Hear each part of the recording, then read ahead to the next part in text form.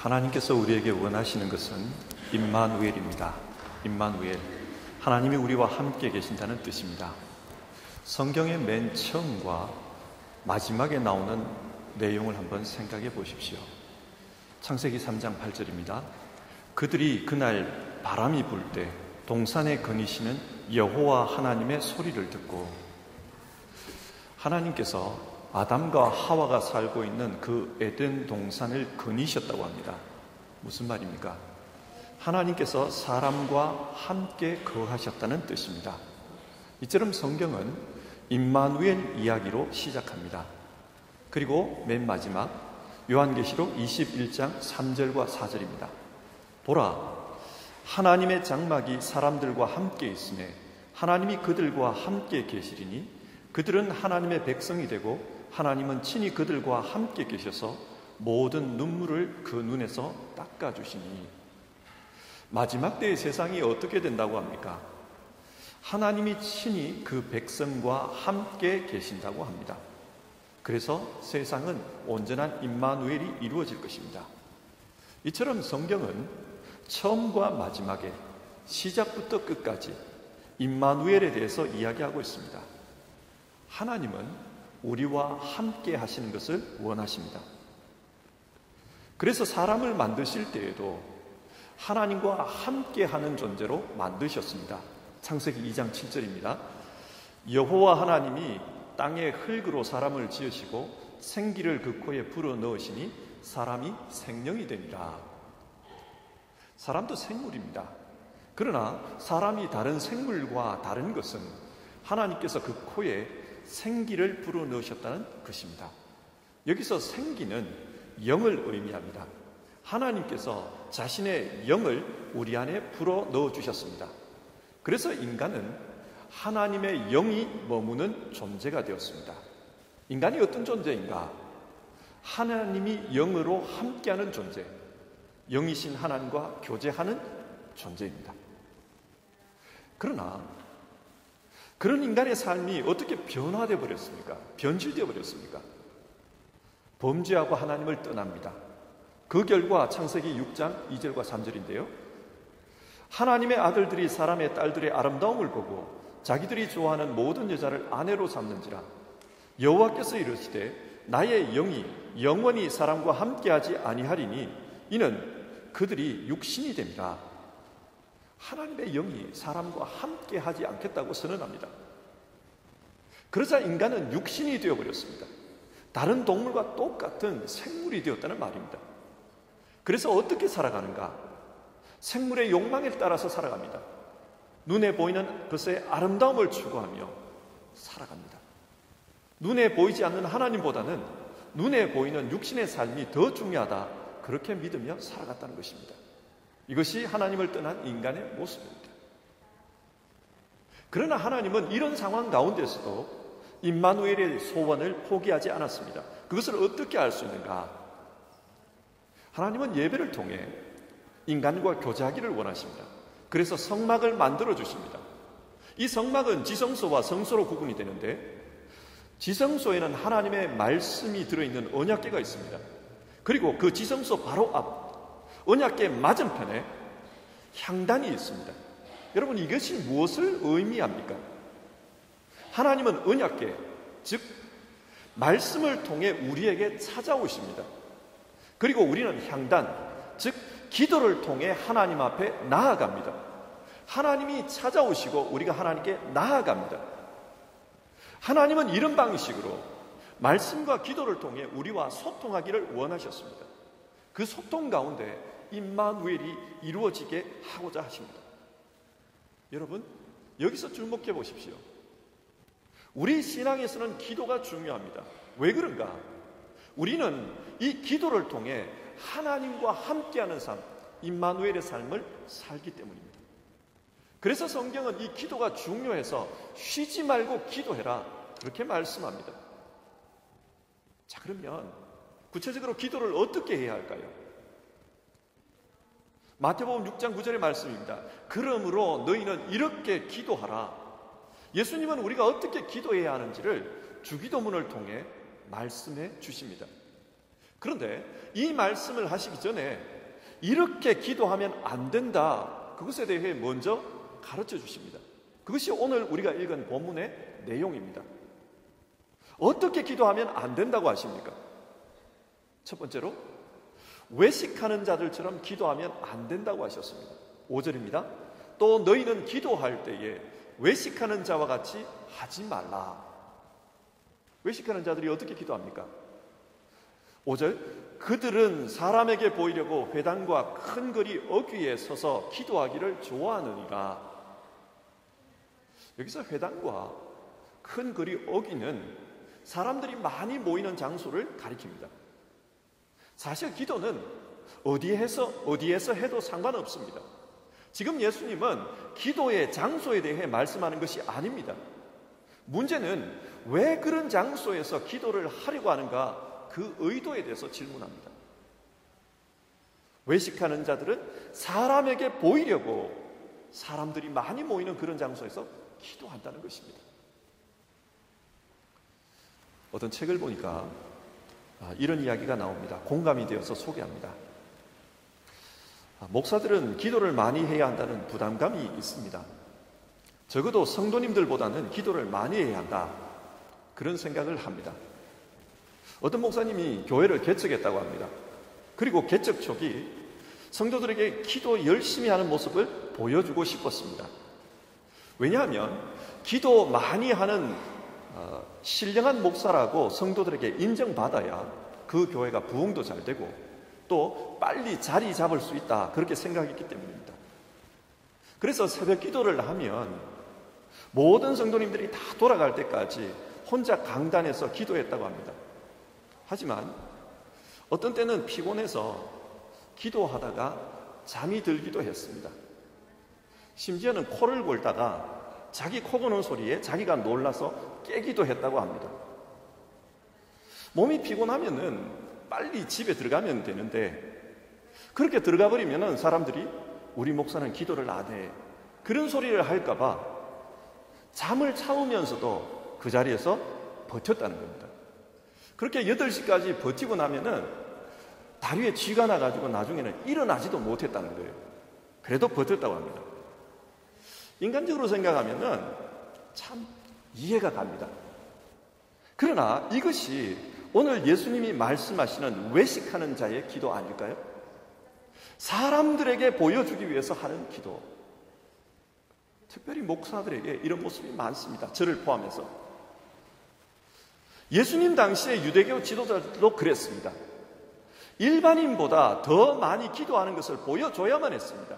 그래야 영적으로 신령한 지도자다, 그렇게 사람들에게 인정받을 수 있기 때문입니다. 그런데 문제는 당시 유대교 평신도들이 기도를 참 많이 하고 있었다는 사실입니다.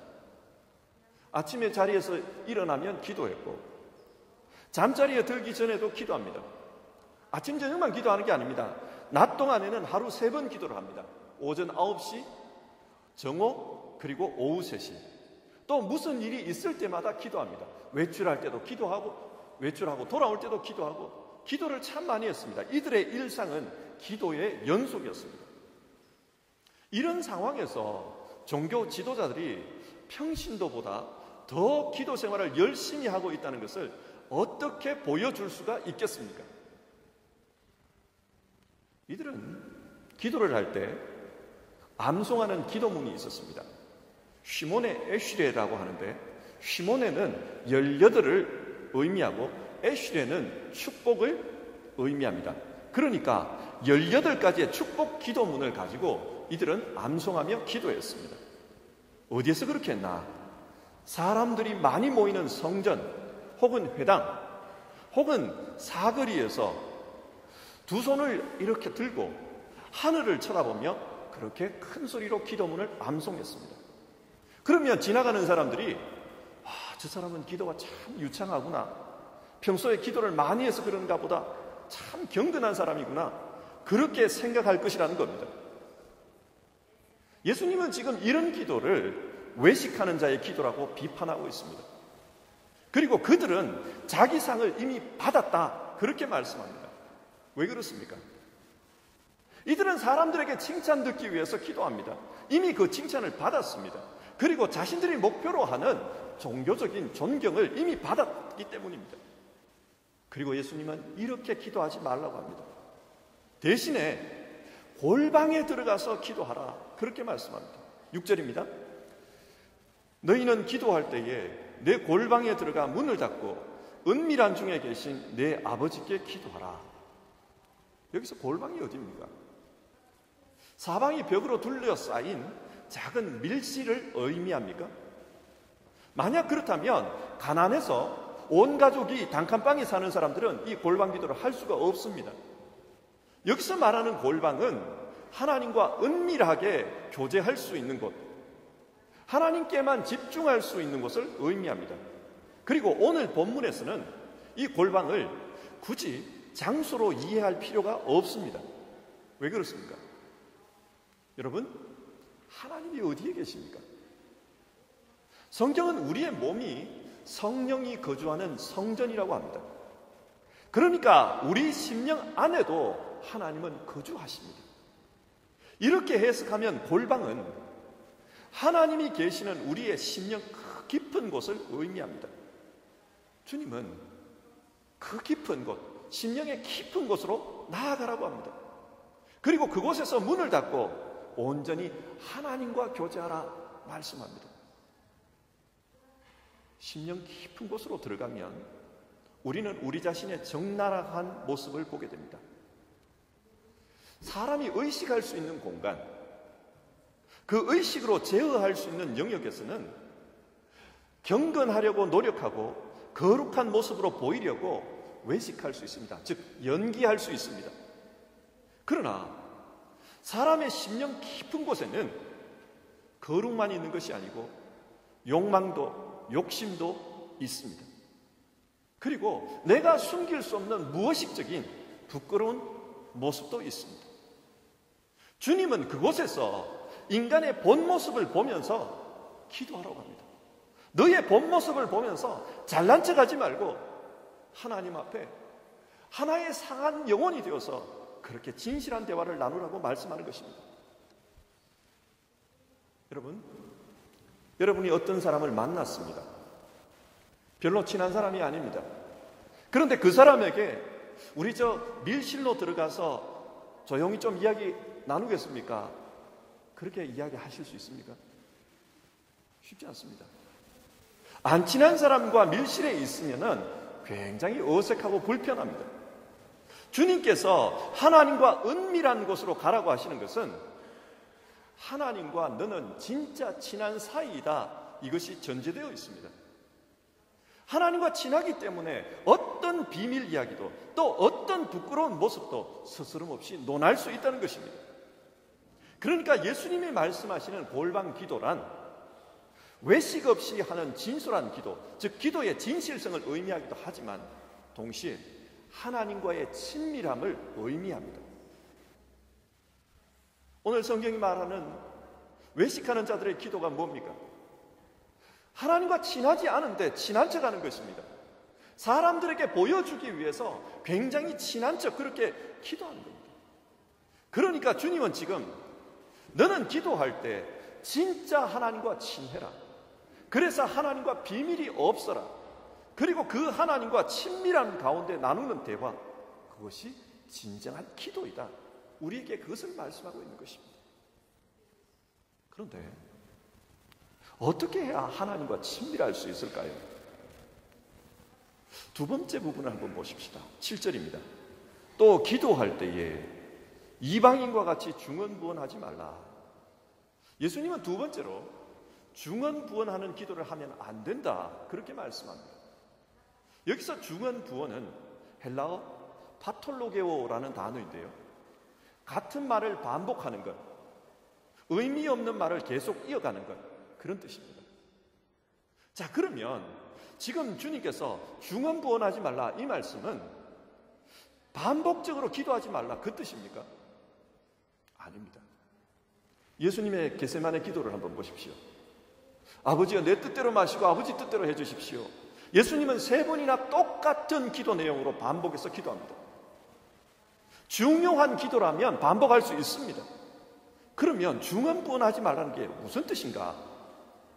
7절을 계속해서 보면 그들은 말을 많이 하여야 들으실 줄 생각하느니라. 중언부언은 말을 많이 하는 것과 연관이 있습니다.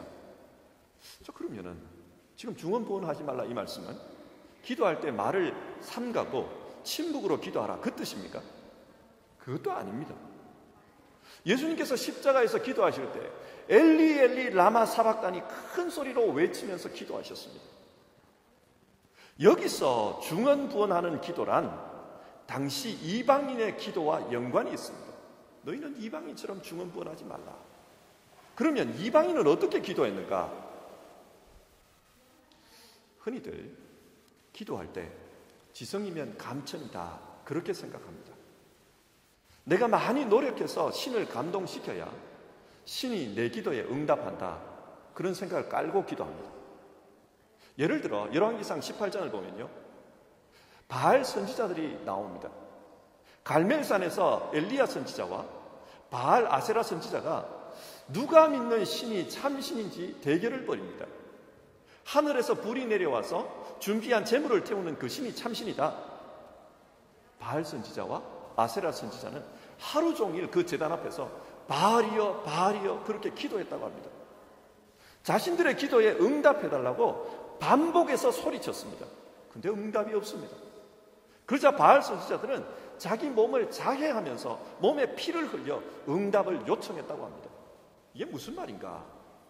내가 이만큼 하면 신이 내 정성을 봐서라도 기도에 응답해 줄 거다 그런 생각으로 자해하는 겁니다. 이것이 이방인의 기도입니다. 이방인들은 내가 신을 설득해서 신이 내 기도에 응답하도록 만들겠다 그런 생각을 가지고 있습니다. 그래서 신을 설득하기 위해 말을 많이 합니다. 내 뜻대로 안 들어주면 계속해서 설득합니다. 그래서 말이 많아집니다. 때로는 의미도 모르는 주문 같은 것을 하루 종일 외쳤다고 합니다. 예수님은 너희는 이렇게 기도하면 안 된다 그 말씀을 하신 것입니다. 왜 이렇게 기도하면 안 되는가? 8절입니다. 구하기 전에 너희에게 있어야 할 것을 하나님 너희 아버지께서 아시느니라. 예수님은 우리의 기도를 듣는 분이 하나님 아버지라고 합니다. 아버지는 유대사회에서 가장 친밀한 분입니다. 그래서 아버지는 우리가 구하기 전에 무엇이 필요한지를 이미 알고 있다고 합니다. 그렇게 가까운 분에게 왜 이방인처럼 많은 말로 설득해야 내 기도를 들어준다 그렇게 생각하느냐? 주님은 그걸 질책하는 겁니다. 그러면 당장 이런 질문이 듭니다. 하나님이 이미 다 알고 계시다면 내가 기도할 필요가 없지 않은가? 이미 다 아는데 뭐 하라고 기도를 하는가? 기도는 하나님과의 대화입니다. 대화는 두 가지 요소입니다. 말하기와 듣기입니다. 내가 말만 하면 그것은 대화가 아니고 연설입니다. 기도는 내 소원을 간구하는 것도 맞지만 동시에 하나님의 음성을 듣는 것입니다. 그러니까 오늘 말씀이 이야기하는 것은 가장 가까운 분에게 내 요구를 소리칠 것이 아니라 하나님께서 너의 지금 이 상황에서 무엇을 원하는지 그것을 한번 들어봐라 그 이야기입니다. 흔히 기도를 하다 보면 이런 경험을 합니다. 처음 기도를 할 때는 내 문제를 가지고 하나님께 기도합니다. 하나님 이 문제 해결해 주십시오. 그래서 하나님께 문제를 아뢰는데 기도하다 보니까 이 문제가 바깥에 있는 것이 아니라 내 안에 있다 그것을 깨닫습니다. 문제는 바깥이 문제가 아니라 내가 문제다 그런 생각을 합니다. 그래서 기도하면서 내 삶이 점점 바뀌는 것을 경험합니다. 주님께서 우리에게 기도하라는 이유가 여기에 있습니다. 우리는 하나님과 친밀한 사람입니다. 하나님의 자녀입니다. 그런데 때로는 우리 기도가 우리의 모습을 변화시키지 않습니다. 너무나도 하나님과 다른 모습입니다. 그래서 이렇게 다른 모습으로 하나님께 아주 거룩한 말로 기도를 하니까 그 기도가 외식적인 기도가 됩니다. 삶은 따르지 않고 말만 거룩해진 겁니다. 그래서 주님은 기도하는 가운데 우리의 모습이 하나님의 뜻을 따라 변화되어야 한다. 너는 하나님의 음성을 듣고 하나님의 모습을 따라 변화되어야 한다. 그것을 지금 말씀하고 있는 겁니다.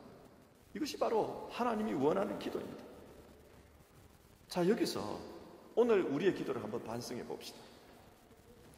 한국교회는 세계에서 가장 기도를 열심히 하는 교회입니다. 새벽 기도로 모입니다. 금요 철야로 모입니다. 또 부서별 기도회로 모입니다. 정말 기도를 많이 합니다. 이것은 좋은 전통입니다. 그런데 그렇게 기도를 많이 함에도 불구하고 삶을 돌아보면 부끄러운 모습이 있습니다. 서구 교회와 비교해 보면 서구 교회는 우리보다 기도를 훨씬 적게 하는 것 같아요. 그러나 서구 기독교인의 삶은 우리보다 더 정직합니다. 더 불쌍한 사람에게 자비가 많습니다. 그래서 어려운 이웃을 쉽게 돕습니다. 왜 이런 현상이 나타날까요? 한국 교회가 기도하는 모습을 봅시다. 때로는 통성으로 마치 하나님께 시위하듯이 그렇게 부르짖습니다. 통성 기도가 나쁜 것은 아닙니다. 간절함을 그렇게 소리로 표현하는 것입니다. 그러나 내 뜻을 들어주시지 않으면 사생결단을 하겠다는 식으로 울부짖습니다.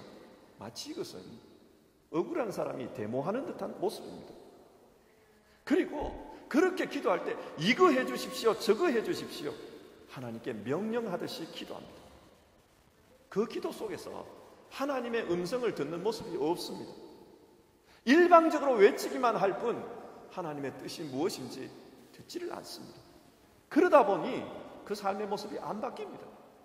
하나님의 뜻을 듣지 않으니 자기 자신을 돌아보지도 않습니다. 어쩌면 여러분, 이런 기도가 소리만 지르고 돌아보지 않는 기도, 자기를 돌아보지 않는 기도, 이런 기도가 오늘 예수님이 말씀하시는 이방인의 기도가 아닐까요? 말씀을 정리해 봅시다. 하나님의 소원은 우리가 하나님과 임마누엘 하는 것입니다. 그래서 하나님께 있는 그 거룩함이 우리에게로 전가되기를 원합니다. 또 하나님에게 있는 그 복이 우리에게로 흘러오기를 원하십니다. 그런데 어떻게 하나님과 임마누엘의 삶을 살 것인가? 성경은 말씀과 기도라고 합니다. 그래서 오늘 우리가 살펴본 것처럼 기도가 중요합니다. 기도를 통해서 우리는 하나님과 소통하고 기도를 통해서 임마누엘의 삶을 실천합니다. 성경을 보십시오. 기도는 하나님의 능력이 흘러들어오는 통로입니다. 출애굽 당시 이스라엘 백성이 부르짖으니 하나님의 능력으로 이스라엘 백성을 구해주십니다. 히스기야 왕이 나라가 망할 지경이 되었습니다. 그래서 하나님 앞에 부르짖으니 하나님이 기적적으로 이스라엘을 구원해 주셨습니다. 뿐만 아니라 히스기야가 죽을 병에 걸려서 하나님 앞에 부르짖으니 하나님이 그 병을 고쳐주십니다. 기도는 하나님의 능력이 우리에게로 흘러들어오는 통로입니다. 그런데 야고보서 4장을 보면 이런 말씀이 나옵니다. 너희가 얻지 못하면 구하지 아니하기 때문이요 구하여도 받지 못하면 잘못 구하기 때문이라. 현대인들은 너무 바쁘게 살아갑니다. 그래서 기도할 시간이 없습니다. 구하지 않기 때문에 얻지 못합니다. 또 현대인들은 눈에 보이는 것을 중시하며 살아갑니다. 그래서 눈에 보이는 관계는 열심히 하지만 눈에 보이지 않는 관계는 경시합니다. 하나님과의 관계가 그렇습니다. 기도는 우리 아버지이신 하나님과의 소통입니다. 하나님과 소통할 때 우리는 성경이 말씀하는 사람으로서 살 수 있습니다. 창세기 6장의 말씀을 다시 한번 보겠습니다. 인간이 타락하고 눈에 보이는 것만 중히 여기며 살아갈 때 어떤 일을 합니까? 창세기 6장 2절 3절입니다. 하나님의 아들들이 사람의 딸들의 아름다움을 보고 자기들이 좋아하는 모든 여자를 아내로 삼는지라 여호와께서 이르시되 나의 영이 영원히 사람과 함께하지 아니하리니 이는 그들이 육신이 되리라. 눈에 보이는 것만을 추구하면 육신이 되고 맙니다. 하나님의 영과 임마누엘 함께할 수가 없습니다. 뿐만 아니라 눈에 보이는 아름다움, 그것을 추구하며 이 세상을 삽니다. 그 결과 이 시대의 사람들은 노아 홍수로 멸망하고 말았습니다. 예수님은 우리에게 골방으로 가라고 합니다. 그리고 그 은밀한 곳에서 하나님과 대화하라고 합니다. 하나님께서 구하시는 제사는 상한 심령이라 하나님이여 상하고 통회하는 마음을 주께서 멸시하지 아니하시리이다. 하나님은 우리의 심령 깊은 곳에서 도저히 사람 앞에 내어놓을 수 없는 문제, 사람 앞에 내어놔도 사람이 해결해 줄 수 없는 문제, 우리의 삶을 상하게 하는 그 문제를 하나님 앞에 아뢰라고 합니다. 그렇게 아뢰면 어떻게 응답하십니까? 빌립보서 4장 6절과 7절입니다. 아무것도 염려하지 말고 다만 모든 일에 기도와 간구로 너희 구할 것을 감사함으로 하나님께 아뢰라. 그리하면 모든 지각에 뛰어난 하나님의 평강이 그리스도 예수 안에서 너희 마음과 생각을 지키시리라. 하나님께 기도하면 하나님의 방식으로 응답해 주십니다. 그 응답이 우리의 응답과는, 우리가 예상하는 응답과는 다를 수 있습니다. 그러나 분명한 것은 우리의 마음과 생각을 하나님이 변화시킨다는 거예요. 그래서 우리의 마음과 생각이 평강으로 채워집니다. 어떤 상황 속에서도, 어떤 결과 속에서도 평강의 삶을 살도록 이끌어 주신다. 그렇게 말씀합니다. 말씀을 맺겠습니다. 지금은 가을입니다. 이 가을에는 하나님께 더욱더 기도하는 그런 사람이 되었으면 좋겠습니다. 그래서 기도의 역사를 경험하는 우리 모두가 되기를 주님의 이름으로 축원합니다. 우리 같이 찬송하겠습니다. 우리 이 시간 같이 기도하는 시간을 가져봅시다. 오늘 우리는 예수님께서 기도에 대해서 말씀하신 본문을 살펴보았습니다. 예수님은 기도를 통해 우리가 하나님과 더 깊은 관계로 나아가기를 교훈하셨습니다. 예수님은 기도를 통해 우리의 심령 깊은 곳에서 그래서 하나님의 역사를 경험하라고 그렇게 이야기하십니다. 우리의 기도 생활을 돌아보면서 정말 이 가을은 기도하는 계절이 될 수 있도록 우리 그렇게 같이 기도해 봅시다. 기도하겠습니다.